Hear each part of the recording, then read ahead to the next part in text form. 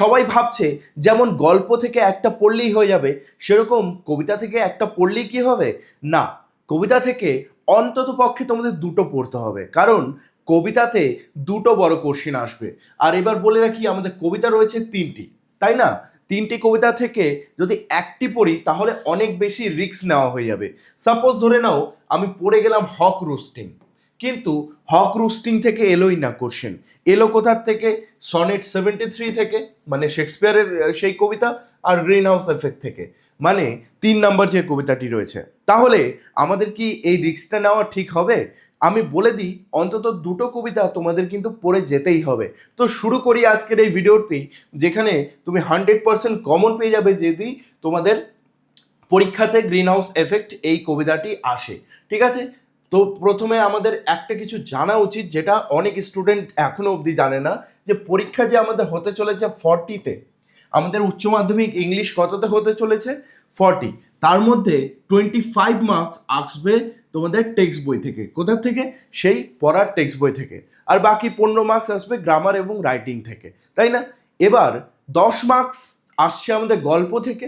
এই যে 25টা দেখছো, এর মধ্যে 10 মার্ক আসছে আমাদের গল্প থেকে, সেটা Alice down the rabbit hole আর 3 কোশ্চেন। আর 10 মার্কস আসছে আমাদের কবিতা থেকে, যেমন হক রুস্টিং, সনেট 73 এবং the green house effect. Sir, আমরা আজকে দ্য গ্রিন হাউস এফেক্টের এই যে কোশ্চেনগুলো দেখবো, এখান থেকে কি আমরা কমন পাবো? ছোট কোশ্চেনও পাবো? ইয়েস, তোমরা বড় কোশ্চেন ছোট কোশ্চেন দুটোই কমন পেয়ে যাবে, ঠিক আছে?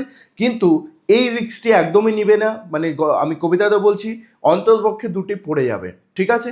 তাহলেই কিন্তু তোমরা কমন পাবে, ঠিক আছে? কেন বলছি বুঝতে পারলেন নিশ্চয়ই, কারণ বড় কোশ্চেন দুটো কবিতা থেকে দেবে। একটা কবিতা থেকে যদি পড়ে যাও, বাকি দুটো যদি চলে আসলো, তুমি কিন্তু পরীক্ষায় একটু ফেঁসে যেতে পারো। চলো আমরা তাহলে দেখি আজকের কবিতাতে কি কি সেই ইম্পর্টেন্ট কোশ্চেন্সগুলো রয়েছে, যেগুলো পড়ে গেলে 100% কমন পাওয়া একদমই মানে তোমার আসবেই আসবে।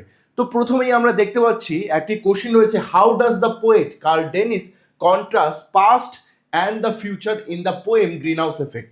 যারা বাংলা এর মানে না জেনে চলে যাবে, ঠিক আছে, পরীক্ষায় এই কোশ্চেন ঘুরে আসবে, কিন্তু তুমি যা বুঝতে পারবে না, তখন তুমি কোশ্চেনটি ছেড়ে আসবে। বুঝে নাও বাংলাটা কি। কার্ল ডেনিস কি করে অতীত এবং ভবিষ্যৎকে এখানে তুলনা করেছেন দ্য গ্রিন হাউস এফেক্ট এই কবিতাতে। মানে কবি অতীত আর ভবিষ্যৎকে কিভাবে তুলনা করে দেখিয়েছেন, এটা পড়ে যেতে হবে, ঠিক আছে? কত মার্কসের আসবে? 6 মার্কসের আসবে। কত মার্কস? 6 মার্কসের আসবে, ওকে? নেক্সট, এরপরে যেটা গুরুত্বপূর্ণ কোশ্চেন রয়েছে, আমি বলে রাখি, এগুলো পড়ে গেলেই তোমাদের সিলেবাসটা, মানে এই যে দ্য গ্রিন হাউস এফেক্টটা রয়েছে, এটা 100% কমন পাবেই পাবে তোমরা, যেটা আমি এই ভিডিওতে ভালো মতো বুঝিয়ে দেবো। গ্রিন হাউস এফেক্ট কি, ঠিক আছে? এটা তোমাকে ভালো মতো বোঝাতে হবে। গ্রিন হাউস এফেক্ট কেন হচ্ছে, পৃথিবীর উষ্ণতা বাড়ছে, তারপর কোন কোন গ্যাসগুলো ঘটাচ্ছে সেটা। How does the poet depict changes in lifestyle due to the environmental degradation? কবি কিভাবে দেখিয়েছেন এই কবিতাতে যে গ্রিন হাউস এফেক্ট বাড়ার ফলে মানুষের জীবনশৈলী কি করে পরিণত হচ্ছে, পুরো কবিতাটা তাই নিয়েই, তাই না? তো এটা তোমাকে পড়ে যেতে হবে। Next, analyze the picture of the urban and rural life sketched in the poem greenhouse effect। মানে শহর এবং গ্রামীণ জীবনযাত্রা কিভাবে দেখানো হয়েছে, সেটা এই কার্ল ডেনিসের কবিতাতে কিভাবে চিত্রিত করা হয়েছে সেটা তুলে ধরো, ঠিক আছে? এটা খুবই ইম্পর্টেন্ট। এখানে রয়েছে আরবান এবং রুরাল। আরবান মানে হচ্ছে শহর, রুরাল মানে হচ্ছে কি ভিলেজ, ঠিক আছে? তো এখানে সিটি অ্যান্ড ভিলেজও থাকতে পারে, কনফিউজ হবে না, পরীক্ষার জন্য খুবই ইম্পর্টেন্ট, ঠিক আছে? রুরালের জায়গায় ভিলেজও থাকতে পারে, তো পড়ে যাবে। How does it reflect on the society, এটা জীবনের মানে সোসাইটি, এটা পরিবেশের উপরে কিভাবে প্রভাব ফেলছে, ইম্পর্টেন্ট, পড়ে যাবে। সবগুলো কিন্তু 6 মার্কসে থাকবে, ঠিক আছে? তারপরে আরেকটি ইম্পর্টেন্ট কোশ্চেন রয়েছে, হোয়াট ইজ ইমাজারি। মানে এখানে ইমাজারি বলতে কি বোঝানো হয়েছে, খুব ইম্পর্টেন্ট। ইমাজারি বলতে একটি ছবির কথা বলা হয়েছে, বা একটি কোনো মানে কোন চিত্র তুলে ধরা হয়েছে এটার কথা বলা হয়েছে। গ্রিন হাউস এফেক্ট এই কবিতায় কোন চিত্র ধরা হয়েছে, তুলে ধরা হয়েছে, সেই চিত্রটি যেখানে পৃথিবীতে কোনো গাছ থাকবে না, উষ্ণতা বাড়তে থাকবে, এই চিত্রটি। তো এটা তোমাদের লিখতে হবে। Analyse the ইমাজারি used in the poem green house effect.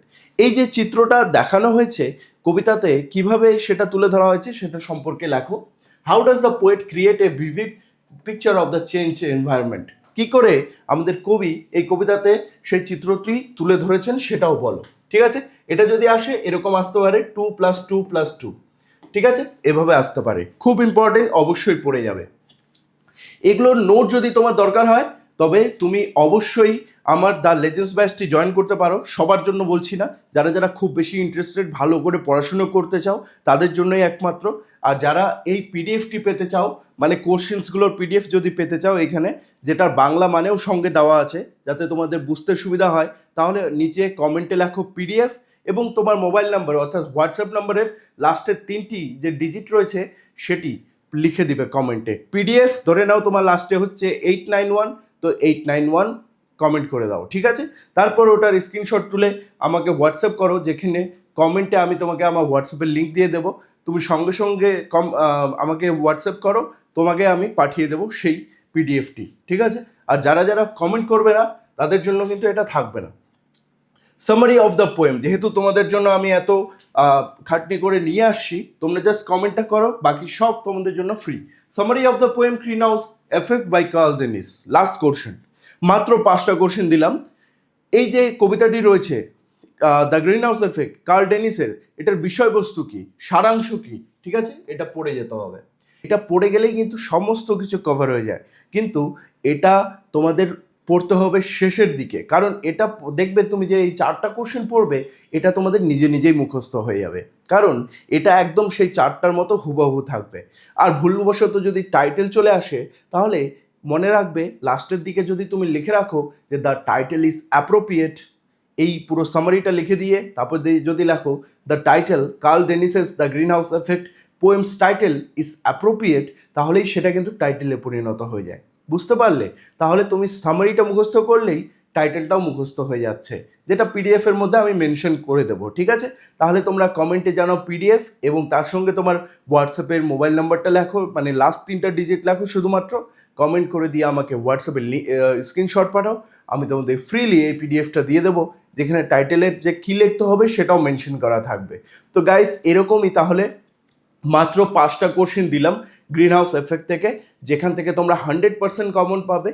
কিন্তু শুধুমাত্র একটা কবিতা পড়ে যাবে না, পড়ে যাবে 2টো কবিতা, যাতে তোমাদের এইচএস এর মতো বড় পরীক্ষাতে কোনো রিস্ক না থাকে। See you soon guys.